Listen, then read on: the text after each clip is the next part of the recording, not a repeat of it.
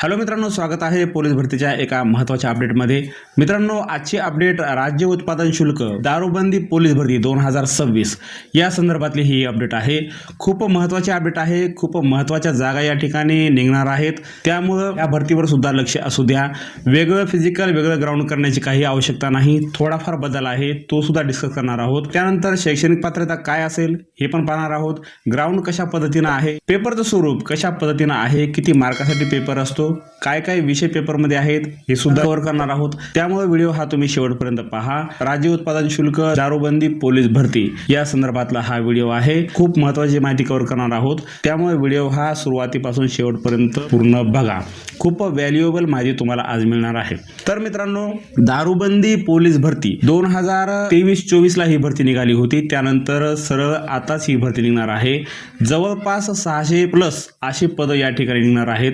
त्यामध्ये प्रामुख्याने हे पद 3 पद्धतीने डिवाइड झालेले आहेत। त्याच्यामध्ये चपराशी, राज्य उत्पादन शुल्क जवान असं एक पद असतं आणि चालक अशा पद्धतीने हे पद आहेत। शैक्षणिक पात्रता काय आहे चला बघूया। किमान 10वी पास अशा पद्धतीने शैक्षणिक अर्हता आहे। त्याच्यामध्ये चालक पद जर सोडलं तर चालक पदाला 7वी पासचा क्रायटेरिया आहे। पण तुम्ही जर चालक पदासाठी फॉर्म भरत असाल तर तुमच्याकडे लायसन म्हणजे वाहन चालकाचा परवाना असणं हे अत्यंत गरजेचं आहे। त्याच्यामध्ये हलके 4 चाकी वाहन किमान एवढं तरी लायसन तुमच्याकडे पाहिजे अशा पद्धतीने आहे। त्यानंतर पोलीस भरतीमध्ये उदर ग्राउंड होतं, नंतर पेपर होतो। पण राज्य उत्पादन शुल्क दारूबंदी पोलीस भरतीमध्ये अगोदर पेपर होणार, नंतर फिजिकल होणार, त्यानंतर डॉक्युमेंट व्हेरिफिकेशन होणार, मेडिकल अशा पद्धतीने हे टप्पे पाडलेले आहेत। सविस्तर बघूया। सर्वात अगोदर काही कमेंट आल्या होत्या की सर वयोमर्यादा याच्याविषयी थोडंसं सांगा दारूबंदीबद्दल। तर बघा मित्रांनो, वयोमर्यादा या ठिकाणी अशा पद्धतीने आहे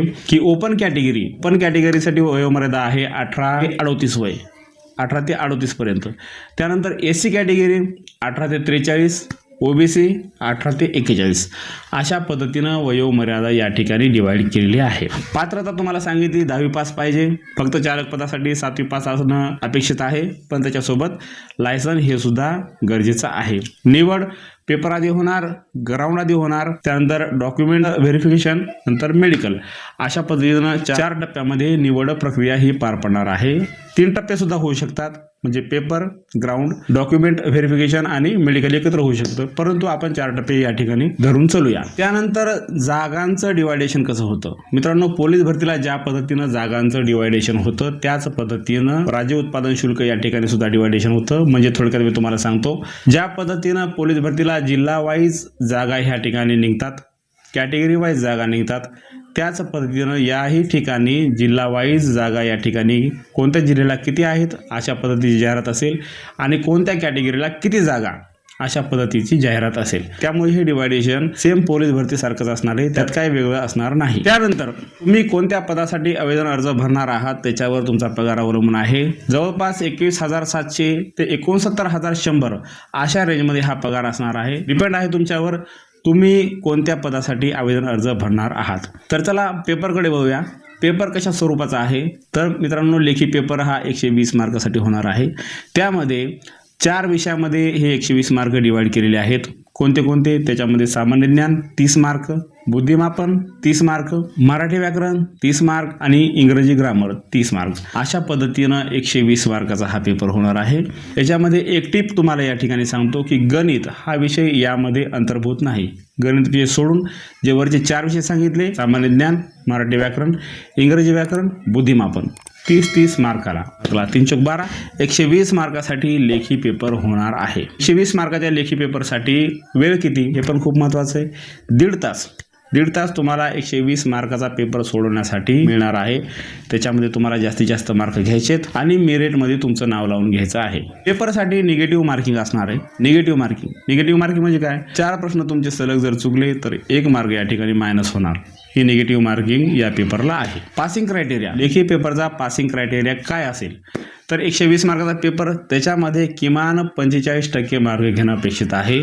त्याच्यापेक्षा खाली मार्क जर घेतले तर कदाचित तुम्ही डिस्क्वालिफाय होऊ शकता।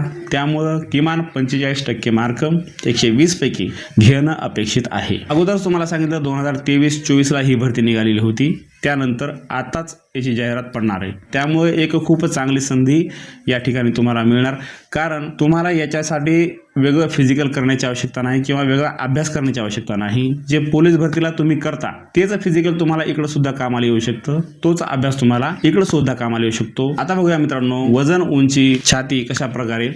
तर पुरुष उमेदवार यांना 165 सेंटीमीटर एवढी उंची अपेक्षित आहे. नंतर छाती 79 सेंटीमीटर आणि फुगून 5 सेंटीमीटर ही फुगली पाहिजे. त्यानंतर महिला उमेदवारांसाठी काय पात्रता आहे, 160 सेंटीमीटर उंची असणं अपेक्षित आहे आणि 50 kg म्हणजे 50 किलोग्रॅम वजन असणं अपेक्षित आहे. त्याच्यापेक्षा जर कमी वजन असेल तर कदाचित तुम्ही डिस्क्वालिफाय होऊ शकता, समोरच्या इव्हेंटसाठी पात्र होऊ शकत नाही. परंतु किमान 50 किलो वजन असणं हे अपेक्षित आहे. ग्राउंडचे इव्हेंट कशा पद्धतीने आहेत मित्रांनो, पुरुष उमेदवारांना 1500 मीटर रनिंग आहे 30 मार्कासाठी, 100 मीटर रनिंग आहे 30 मार्कासाठी आणि गोळाफेक 20 मार्कासाठी. 30-30-60 आणि गोळाफेकचे 20 मार्क म्हणजे 80 मार्काचा या ठिकाणी ग्राउंड, 120 मार्काचा पेपर. हे झालं पुरुषांच्या बाबतीत. आता बघूया महिलांच्या बाबतीत काय. महिला उमेदवारांना 1 किलोमीटर रनिंग आहे 30 मार्कासाठी, 100 मीटर 30 मार्कासाठी आणि गोळाफेक 20 मार्कासाठी. थोडासा बदल आहे, पुरुषांना 1500 मीटर, महिलांना 1 किलोमीटर. अशा पद्धतीनं मार्किंग सेम आहे. 80 मार्काचं ग्राउंड महिलांना सुद्धा आहे, 80 मार्काचं ग्राउंड पुरुषांना सुद्धा आहे.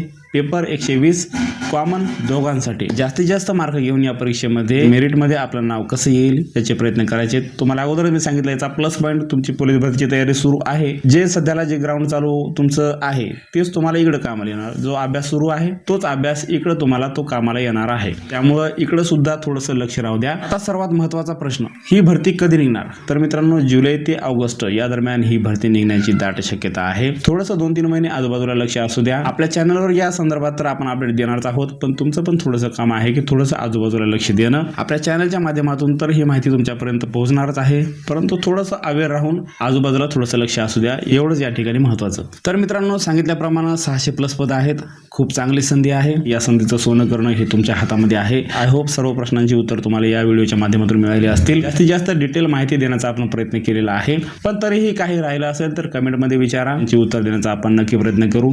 चॅनलला सबस्क्राईब करा. पोलीस भरतीबद्दल किंवा इतर भरतीबद्दल आपण अशाच अपडेट आपल्या चॅनलवर नेहमी देत असतो. जिद्द, चिकाटी, प्रयत्न, पॅशन काही सोडू नका. प्रयत्न सुरू ठेवा, मेहनत सुरू ठेवा, यश नक्कीच मिळणार. परत भेटू अशाच एका महत्त्वाच्या अपडेटमध्ये. तोपर्यंत जय हिंद, जय महाराष्ट्र.